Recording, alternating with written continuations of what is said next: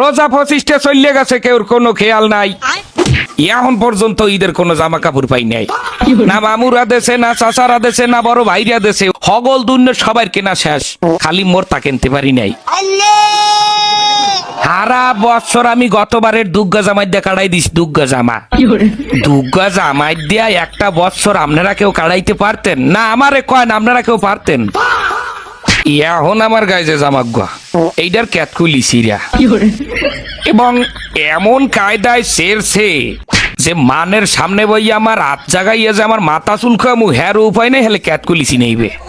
এবং পেন্দনের যে প্যান্ডা সবাই জানেন ফুটপাতে কিনছি, এই প্যান্ডার মধ্যে 19-20টা তালি, সিরা প্যান্ট সেলাই করিয়া তালি দিয়ে হেয়ার পর হিন্দি।